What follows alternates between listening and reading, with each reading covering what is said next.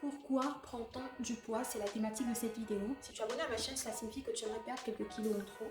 Il est dans ce cas-là primordial d'identifier les causes de ta prise de poids, de façon à mieux les maîtriser et donc à faire durer ta perte de poids dans le temps. C'est donc ce que nous allons voir ensemble.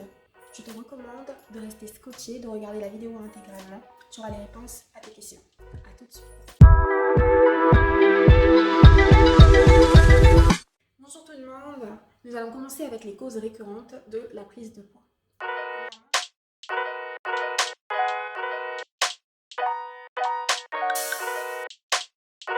Premièrement, nous avons le fait de manger plus qu'on ne dépense. Avec Yazoo, on a la possibilité de savoir quel est le nombre de kilocalories qu'il faut à notre organisme pour fonctionner normalement sans pour autant être en excès. Alors imaginons que pour un individu X, il lui faut 1500 kilocalories pour que son organisme ne puisse pas être fatigué et puisse pouvoir tenir toute une journée. Et que cet individu-là consomme de la nourriture qui représente 2000 kilocalories. Donc on a 500 kilocalories en plus, ce qui fait que voilà, l'organisme de cette personne va stocker du gras et donc prendre du poids. Donc vous l'aurez compris, si justement vous mangez par exemple 2000 kilocalories et que votre organisme n'a besoin que de 1500, il est donc indispensable pour éviter de stocker, de commencer à brûler les kilocalories en trop en faisant du sport. Donc c'est aussi simple que ça.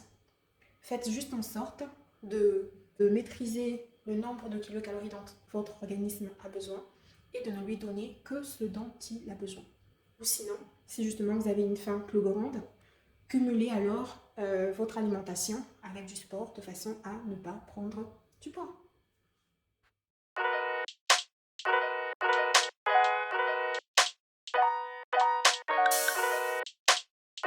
Deuxièmement, ce qui nous fait prendre du poids, c'est le grignotage.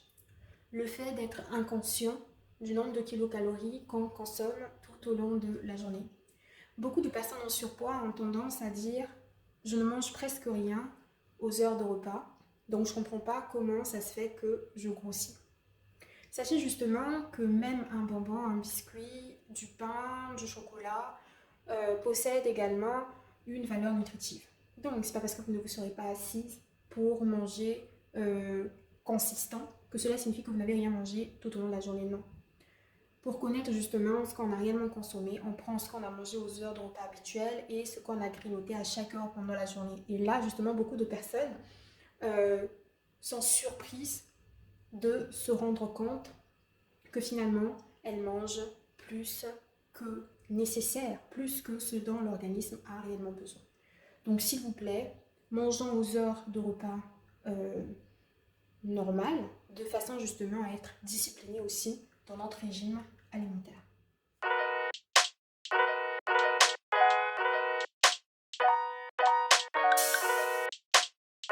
Troisièmement, ce qui nous fait prendre du poids, ce sont les émotions. Alors je me retrouve intégralement dans cette cause-là. Alors, pour certains d'entre nous, on prend du poids parce qu'on traverse une situation difficile. Et donc, on se réfugie dans la nourriture pour pouvoir se sentir mieux. Moi, je me souviens que lorsque j'ai perdu mon père, justement, j'ai commencé à grignoter, à manger plus de sucreries et donc à prendre du poids. Ou alors, lorsque justement j'angoissais de si j'allais réellement avoir du travail, avoir un stage, terminer mes études, j'ai commencé à grignoter. Quand je pensais aux questions existentielles, je grignotais. Quand réellement, voilà, il y a quelque chose qui me stressait, un devoir que je ne faisais que reporter, je grignotais. Il est primordial d'identifier l'émotion qui nous fait prendre du poids. Est-ce que c'est le départ de quelqu'un? Est-ce que c'est justement parce que vous avez perdu quelqu'un ou que vous avez vécu une rupture ou que justement vous sentez mal dans l'environnement dans lequel vous êtes, vous ne vous sentez pas intégré, vous angoissez par rapport à un objectif que vous avez? Est-ce que vous avez peur de quelque chose? Est-ce que justement vous trouvez que les missions que vous avez sont trop élevées par rapport à ce que vous êtes réellement capable d'accomplir? En général, c'est réellement ça, justement, sont réellement les émotions qui nous font prendre du poids. Donc, il est impératif pour ceux qui se retrouvent dans cette catégorie d'identifier quelles sont les émotions qui poussent à beaucoup manger et justement, en les identifiant, à trouver une méthode pour évacuer son stress d'une autre façon que par la nourriture.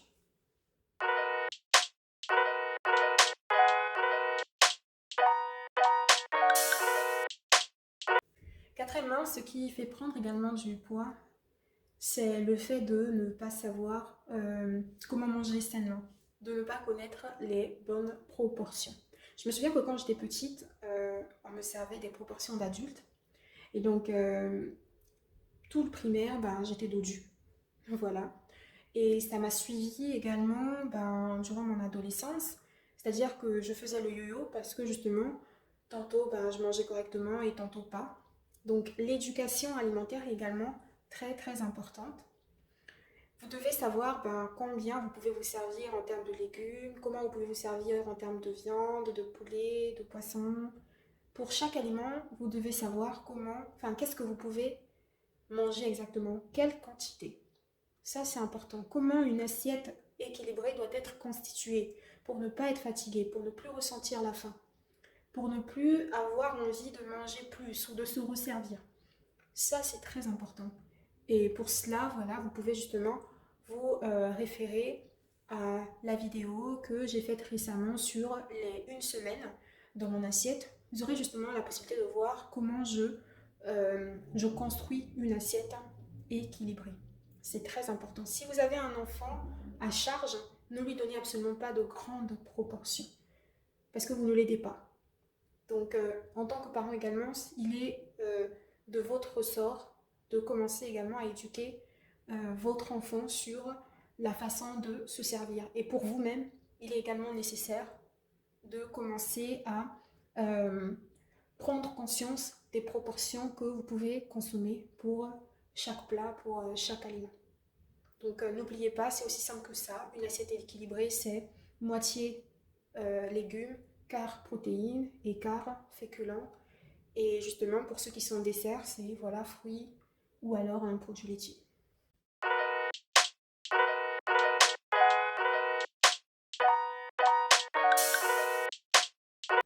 Autre raison qui nous fait prendre du poids, c'est le fait de manger à l'extérieur. Alors, je comprends justement qu'avec notre vie trépidante et très accélérée, on a souvent peu de temps pour cuisiner soi-même. Cependant, on ignore quelle est la constitution des plats qu'on mange au restaurant. On va nous dire grosso modo quels sont les ingrédients que le plat contient, mais nous ne savons pas quels sont les additifs. Est-ce qu'on a rajouté du sucre? Est-ce qu'on a mis beaucoup plus d'huile? Est-ce que justement c'est trop salé pour que justement on ait davantage envie de manger encore et encore l'aliment? En mangeant à l'extérieur, il y a plus de chances qu'on prenne du poids. Et surtout pour les fast-foods, on a tendance à manger des fast-foods puis à avoir faim quelques minutes ou quelques heures après. Donc est-ce que ça en vaut réellement le coup? À voir.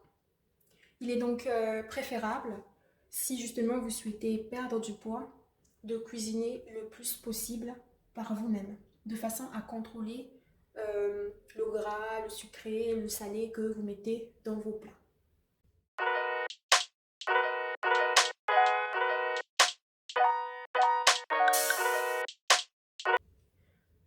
Autre raison qui nous fait prendre du poids, c'est tout simplement notre métabolisme. Alors vous verrez dans votre entourage que certaines personnes peuvent manger gros, mais ne prennent pratiquement pas de poids. Et d'autres peuvent manger juste un tout petit peu et ont du mal justement à brûler. On parle là de métabolisme lent et métabolisme rapide. Certains organismes brûlent plus facilement les calories, donc ils ont un métabolisme rapide. Dès qu'ils mangent, ils brûlent facilement les calories et donc ont plus de chances de maintenir leur poids ou plutôt de maigrir. D'autres par contre, ce qu'ils mangent a tendance à être stocké tout simplement parce que leur organisme brûle difficilement les calories. Alors, est-ce qu'on peut passer d'un métabolisme lent à un métabolisme rapide? J'imagine bien que oui. Je creuserai la question et je ferai une autre vidéo là-dessus. Merci d'avoir suivi la vidéo intégralement. Je vous recommande à présent de liker, de commenter, de partager et surtout de vous abonner. Et on se retrouve pour une prochaine vidéo. Ciao, ciao!